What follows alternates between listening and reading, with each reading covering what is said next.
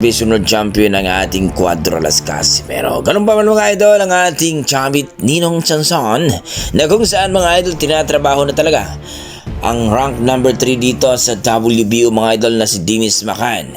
Gusto na itong kalabanin ni Casimero mga idol at mag-offer na ito ng malaki itong si Chavit Singson para mapayag itong maangas na Briton mga idol.